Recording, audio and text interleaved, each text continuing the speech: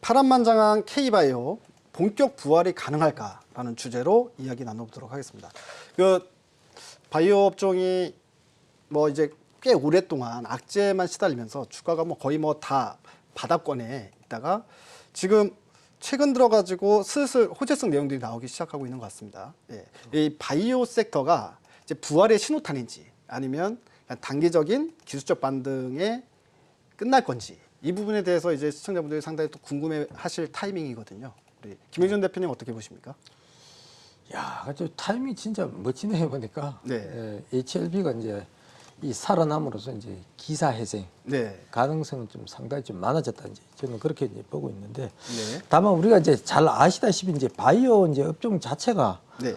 상당히 이제 연구 기간도 길고 네. 돈도 많이 들어가잖아요. 투자금도 많이 들어가고. 보시다시피 뭐 그동안 이제 바이오 업종이 우리가 이제 많이 하락한 이유가 이제 임상 실패 아닙니까, 그죠? 네. 거기에 대한 이제 리스크가 좀 상당히 큽니다. 그래서 이런 것들이 최근에 많이 현실화되어 있습니다. 뭐 인보사 문제부터 시작해서 신라젠, 그다음 이제 뭐 한미약품 뭐 수출 계약 취소, 뭐 최근에 이제 헬릭스 믹스 문제라든지 뭐 이런 것들이 그래서 그렇다 보니까 이제 그 끝없는 이제 추락을 해왔고 투자자들로부터 이제 상당히 예면을 받아왔다 이렇게 이제 볼 수가 있는데. 조금 전에 말씀드렸다시피 드디어 HLB가 희망의 불씨를 지폈다 이렇게 이제 보시면 되겠는데 대표적인 바이오 기업 가운데에 하나죠. HLB가 그 자회사 관계사가 또 HLB LSKB 그 생명과학이라고 있죠 또. 생명과학. 생명과학이죠. 그래서 이제 글로벌 임상 3상에 성공을 했습니다. 그래서 여기서 이제 글로벌 3상 임상이라는 거는 여러분들이 잘 해석하셔야 되는데 미국 이제 시아철을 얘기하는 건 아니고 유럽 정도 얘기를 이제 하는 겁니다. 그래서 어쨌든 간에 글로벌 임상 3상을 성공함으로써 이제 투자 심리가 좀 상당히 이제 완화가 되었다. 이제 이렇게 이제 보시면 되는데 어쨌든 간에 이제 이 3상 결과로서 이제 그 HLB가 이제 연 이틀간 이제 급등을 하면서 상당히 거래대금도 최근에 많이 늘었습니다. 연 이틀간. 거래대금 삼성전자, SK 하이닉스 아마 다음으로 아마 이제 HLB 관계사들이 아마 거래대금 실렸을 거예요. 이번에 그 유럽 종량학회 에스모죠, 그죠? 에스모에서 이제 그 리보세라닙이죠. 글로벌 임상 3상 결과가 발표를 했는데 그 발표가 내용 자체가 굉장히 좋았습니다. 그래서 시장이 와 하고 이제 이랬었죠. 뭐 한옥, 뭐 박수, 야 진짜 멋지다. 우리 그러니까 이제 기사회생이잖아요. 그래서 기존에 이제 이암 치료제 있습니다. 이암 치료제가 뭐가 있는가 하면 론스프라든지 옵티보라 그러죠. 발음하기도 좀 상당히 힘드네요. 옵티보. 보다 이제 효과가 좋은 것으로 이제 판명이 났고요. 거기에다가 이제 앞서서 이제 중국 임상 3상 시판 허가를 통해서 이제 아시아인에 대한 효과는 이미 어느 정도 증명이 됐어요. 다만 이제 미국인하고 이제 유럽 환자를 이제 대상으로 이번에 이제 임상 실험을 했거든요. 했는데 예상외의 결과, 좋은 이제 결과가 나왔습니다. 유의미한 결과가 나왔다. 이렇게 이제 보시면 되겠고, 이제 이걸 근거로 해서, 이제 앞으로 이제 미국, 이제 식약청이죠.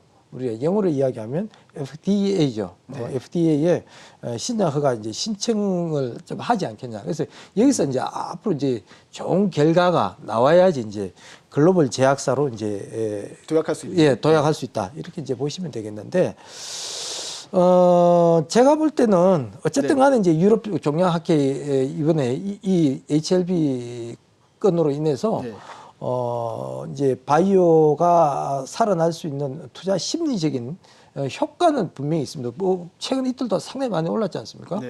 있는데 근데 제가 봤을 때는 아직은 또 좀 기술적인 반응, 워낙 빠졌으니까 좀 기술적 반등으로 봐야 되고 다시 말씀드리면 뭐 저가 매력에 대한 어떤 그 뭐랄까요? 저가 매력에 대한 메리트 그렇죠. 말도 잘 안 되네.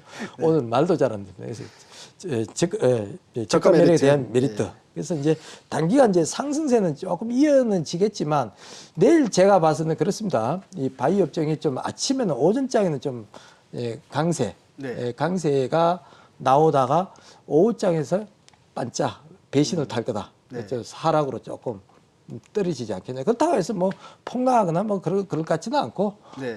앞에 또 이제 바이오지오에 대해 또 관심이 많으신 우리 시청자 여러분들 있죠.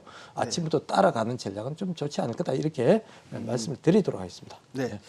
그러니까 이제 단기적으로 이제 급등이 나오고 쉬어가는 흐름은 나오고 그리고 또 중기로 보게 되면 좀 중기로 본다면 이제 기간 조정은 조금 길어질 것 같아요. 제 느낌에. 기간 조정 좀 길어질 거다. 그럼 그렇죠. 일단은 지금의 반등은 기술적 반등 기술적 정도로 반등 보는 게 정도 좋겠다. 보고 조금 추이를 지켜보는 것이 좋지 않겠냐. 저는 그렇게 보고 있습니다. 네. 그러면 이제 그 보면은 이번에 나타났던 현상들 중에 좀 특이점이 있어요. 그 뭐냐면 보통은 임상 3상이 끝나게 되면 이제 락업을 걸게 되죠. 락업을 걸고 분석을 한 다음에 이제 탑라인 결과를 발표를 하고 탑라인 결과를 발표를 했을 때 실질적으로 HLB 같은 경우도 그렇게 아주 좋은 결과를 발표하지 않으면서 급락이 나왔었던 거거든요. 신라진도 중간성 유용성 평가에서 이제 안 하는 게 좋겠다. 이게 그 공고를 받았고.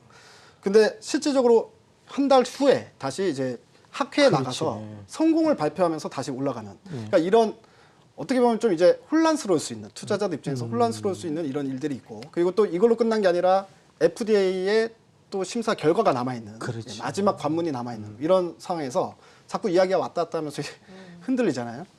이런 부분들이 왜 생기는 걸까? 그 부분에 대해서 우리 김유신 파트너님. 아 저요? 네. 질문이 좀 질문이 어려워. 질문의 요지가 뭐예요? 그러니까 이게 그 탑라인 결과가 나왔을 때는 안 좋아서 사람들이 또 이제 그 막 폭락이 나오고. 그건 아까 얘기했던 거고. 그리고 학회에서는 또 좋은 결과 나니까 또 급등하고. 이미 투자자들이 좀 헷갈리잖아. 이럴 때 이제 어떤 식으로 투자에 좀 길잡이를 잡고 대응하는 게 좋을까라는 부분. 김유신 파트너님 어려운 질문인데 갑자기 예전에 없던 질문을 해서 제 생각을 듣고 싶은 거죠? 네, 맞습니다. 바이오에 관련되어 있는 저희 생각을 듣고 싶은 거죠? 그러니까 김유신 파트너님이 어떤 생각을 듣고 싶은 거냐면 차라리 이 신약 개발의 이런 변동성이 크기 때문에 원래 좋아하시는 바이오 시밀러로 보자 뭐 이런 이야기를 그런 거? 그런 거를 좀 듣고 싶던 질문을 너무 고차원적으로 하셨는데 제가 잘 못 받은 것 같습니다. 일단은 뭐 제약 바이오와 관련되어 있는 제 생각을 좀 말씀을 좀 드리면요. 제약 바이오는 2년 반 전으로 지금 후퇴했어요. 2017년에 밸류에이션 자리로 지금 후퇴해 있는 그런 모습이거든요. 그동안에 뭐 여러 가지 그런 뭐 R&D 관련돼 있는 연구개발 관련돼 있는 프리미엄 이런 부분들이 그동안에 굉장히 주가에 많이 반영이 돼 있었는데 최근에 이제 바이오들의 연이은 그런 그 안 좋은 소식들로 인해서 그런 R&D 프리미엄이 거의 다 지금 사라졌다 이렇게 보시면 될 것 같습니다. 그래서 지금 이 바이오를 보실 때는요, 실적 모멘텀이 있는 바이오, 그리고 그다음에 R&D 프리미엄이 다시 살아날 수 있는 바이오, 이렇게 두 쪽으로 보는 것이 가장 맞습니다. 우리 지금 백진수 MC가 말씀하셨던 것처럼 이제 신약 모멘텀, 삼상 모멘텀 이런 쪽은 R&D 프리미엄이라고 얘기를 하는 거거든요. 연구 개발해가지고 얼마나 더 많은 프리미엄을 받을 것이냐라고 하는 그런 쪽에 있는 바이오들. 그다음에 이제 제가 늘 8월에 코스닥 저점 찍었을 때부터 지금까지 줄기차게 이거는 무조건 사야 된다라고 외쳤던 셀트리온. 네, 셀트리온을 비롯한 이제 바이오 시밀러 관련돼 있는 이런 부분들. 이 두 축이 가장 큰 흐름이라고 보시면 될 것 같은데요. 제가 오늘은 하나 더 재밌는 조사 결과 하나 알려드릴까요? 네. 제가 하나 더 재밌는 조사 결과 알려드릴게요. 올해 상반기에 우리 시장 고점이 나왔었습니다. 코스피도 그렇고 코스닥도 그렇고. 올해 상반기 코스닥, 코스피 다 고점이 나왔는데 지금 현재 지수가 위치한 자리가 상반기 고점 대비해서 얼만큼 반등했느냐라고 하는 자료를 제가 조사를 해봤습니다. 이건 시장에서 아무도 조사하지 않는 자료이기 때문에 지금 시점에서는 굉장히 중요한 자료거든요.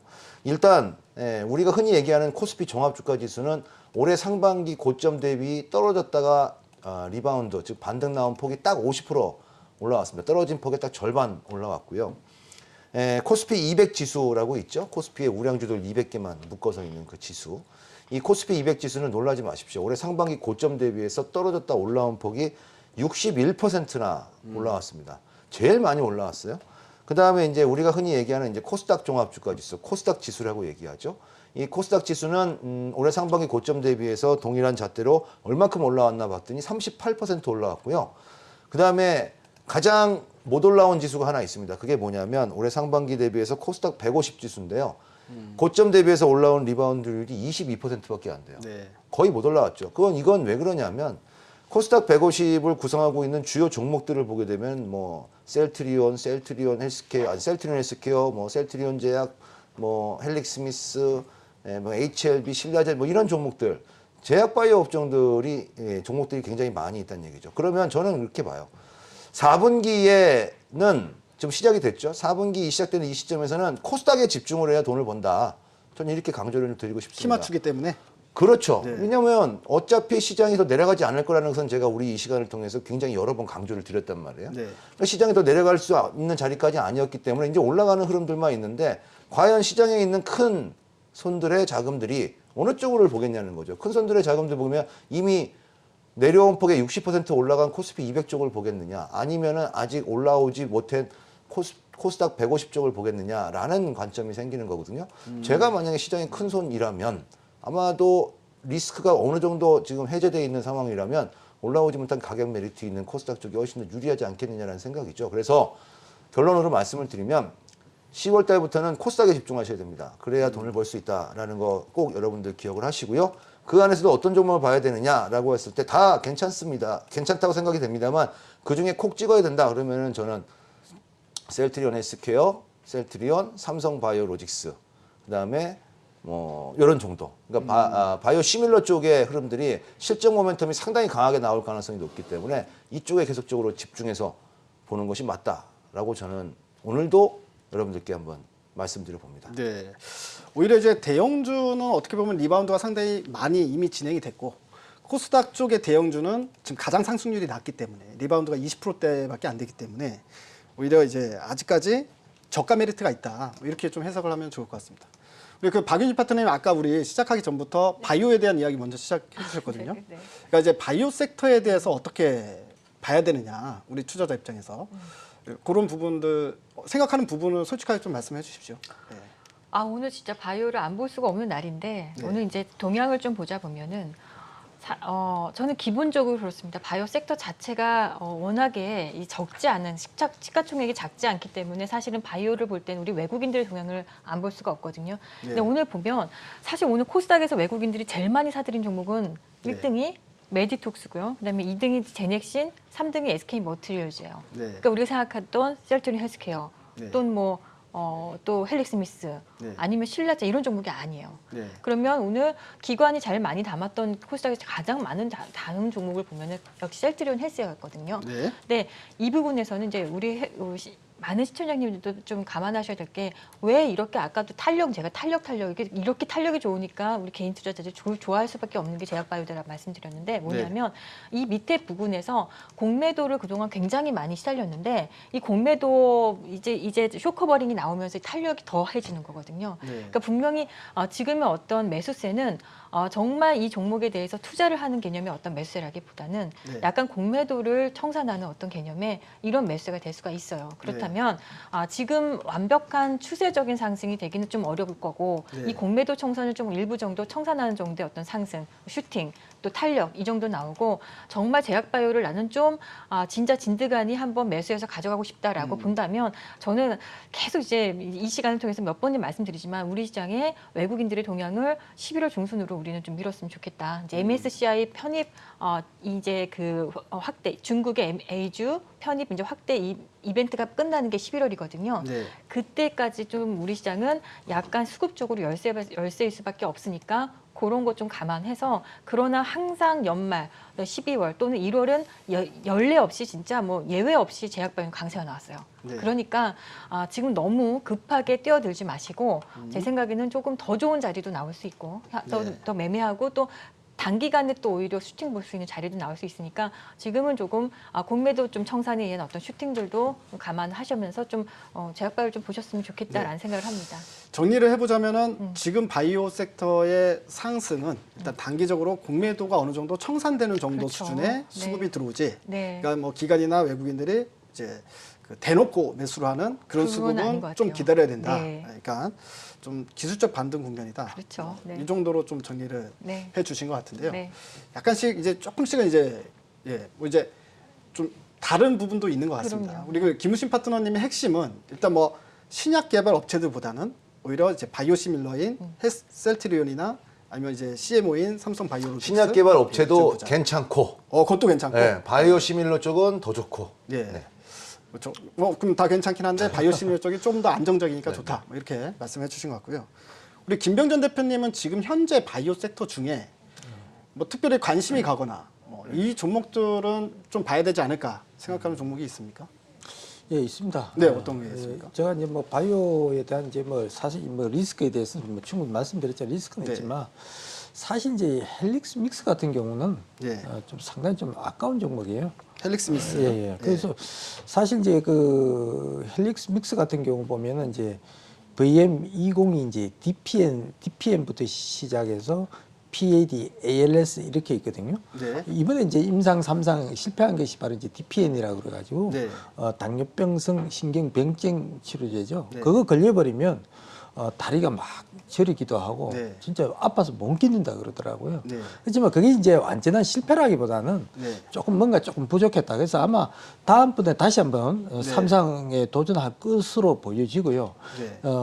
조금 전에 또 말씀드렸죠. PAD라고 네. VM20이 이제 PAD라고 있는데 이거는 당뇨병성 족부 궤양 치료제예요. 네. 당뇨병 걸리면 아시잖아요. 막 네. 다리 막 썩고 막 이러잖아요. 네. 피가 안 통해서 그렇죠. 썩어 들어가서. 네. 예, 그거를 이제 한 방에 해결할 수 있다는 거죠. 그게 지금 미국 FDA 3상이 지금 진행 중이잖아요. 네, 맞습니다. 이 재료가 많아요. 거기다 ALS 같은 경우는 그 루게리병이라고 그래가지고 루게리병은 희귀병이잖아요. 네. 희귀병인데 지금 1상은 지금 통과했습니다. 미국 네. FDA 1상 예. 통과했는데 2상 준비 중이거든요. 네. 그게 굉장히 좋은 게 뭔가 하면 헬릭스 믹스 같은 경우는 그건 희귀병 같은 경우는 2상만 통과하더라도 바로 상용화를 할 수 있거든요. 예. 예, 그런 점에서 본다면 이 회사는 지금은 당장 조금 이제 어려울 수는 있어요. 네. 그러나 향후 우리가 이제 미래를 본다면 네. 제가 볼 때 상당히 성장성 있는 회사다 이렇게 저는 보고 있기 때문에 네. 혹시 시청자 여러분들께서 이제 헬릭스 믹스를 들고 계신 분들이라면 너무 이렇게 실망하실 필요는 없다. 네. 굉장히 진전될 수 있는 회사다 이렇게 말씀드릴 수 있겠습니다. 네.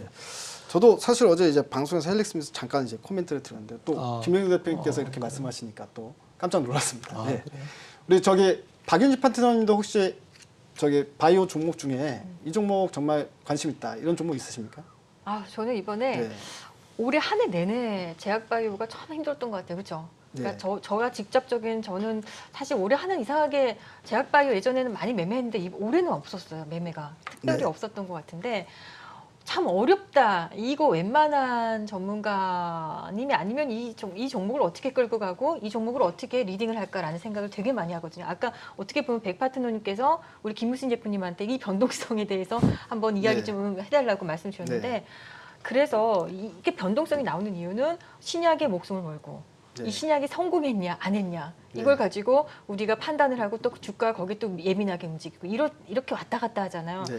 그래서 좀 이런 어떤 재료에 목숨을 걸지 않은 종목인데 어느 정도 탄력도 나올 수 있고 좋은 종목이 있으면 어떨까라는 생각을 해보잖아요. 네. 그러니까 재료에 목숨을 걸지 않고 어떤 신약 파이프라인에 목숨 걸고 1상이냐 2상이냐 3상이냐 이게 성공했냐 마냐 이제 이런 논란에서 좀 벗어나서 좀 매매를 할 수 있는 종목이 있다면 어떤 종목이 될까 제가 이제 혼자 나름 생각을 해봤었는데 네. 그렇게 봤더니 알테오젠이라는 종목이 저는 눈에 들어왔습니다. 원래 네. 지난 시간에도 그래서 백바트님한테 헬릭스 미스 언제 스케줄 끝내냐고 네. 물어보면서 네. 매매를 만약에 이제 이런 종목을 이제 보게 되더라도 예를 들어서 하게 되더라도 네. 좀 헬릭스 미스 이슈가 좀 끝난 다음에 하고 싶다 스케줄 끝나고 네. 나서 하고 싶다 이런 말씀을 드린 적이 있는데 네. 알테오젠에서 좀 설명을 드리자면 그렇습니다. ATL-B4라는 어떤 이런 신약 물질이 있는데 이 물질이 뭐냐면 네. 이 SC 제형의 원천 기술을 가진 국내 유일한 회사라고 지금 알테오젠은 우리가 알고 있는데 그게 뭐냐면요. 우리가 정맥 주사라고 그러죠. 네. 그러니까 어떤 이 주사를 맞을 때 정맥에 맞는 거는 링거 개념이죠. 링거. 네. 링거처럼 정맥에다 놓고 맞을 때는 사실 대단한 기술자가 필요해요. 정말 전문 간호사라든지 의사가 네. 놓을 수밖에 없잖아요. 정맥은요. 근데 그 기술도 당연히 전문 기술자가 넣어야 되는 거고 게다가 정맥 주사 놓게 되면 한 2시간 정도는 시간이 소요되잖아요. 근데 네. 이것을 이제 우리가 정맥 주사라고 하는데 지금 SC 제형 원천 기술이라는 게 뭐냐면 이것을요 피하 주사로 바꿔주는 기술이에요. 네. 피하 주사라는 거는 솔직히 본인이 집에서도 일반 소비자도 집에서 놓을 수 있고 간단하게 놓을 수 있고 또 한 2시간씩 걸리는 정맥 주사와 달리 이건 한 5분 정도밖에 소요가 안 된단 말이에요. 네. 그러니까 이거는 어떤 신약 파이프라인은 아니잖아요. 네. 그래서 이런 기술들이 왜 지금 시장에서는 제약바이오 전반적인 글로벌 제약사 중에서 제약사들이 지금 SC 제형 원천 기술을 굉장히 주목을 하고 있는데 이유가 두 가지가 있어요. 네. 일단 첫 번째는 뭐냐면 회사 측으로 봤을 때는 회사 측의 입장이 있고 또 환자 측 입장이 네. 있잖아요. 회사 측의 입장에서 봤을 때는 시밀러 회사들이 지금 이렇게 개발해 놓은 이렇게 제약을 갖다가 시밀러 하면서 약간 시밀러 회사들이 치고 올라오잖아요. 네. 그 거기에 대해서요 약간 방어를 할 수 있어요. 이렇게 제형으로 만들어 놓으면. 네. 그러니까 시밀러 회사들이 그 기존에 만들어져 있는 어떤 제약 기술을 시밀러 하기 위해서 시간이 많이 걸려. 이렇게 해놓으면요. 네. 시간적으로 확보할 수 있고 기술적으로도 확보가 돼요. 네. 그러니까 이런 거는 회사 측에서도 굉장히 좀 SC 제형 기술을 좀 눈여겨보고 있고 그다음에 환자 측에서는 아까 말씀드렸듯이 얼마나 간단합니까? 꼭 기술자가 정맥에 넣지 않아도 되고 집에서도 넣을 수가 2시간씩 이렇게 소요되지 않아도 되니까. 그래서 우리나라에서는 유일하게 이 회사가 알테오제라는 회사가 이거를 네. 지금 개발했단 말이에요. 물론 이제 미국의 제 이름이 좀 어려운데 할로자임이라는 회사가 네.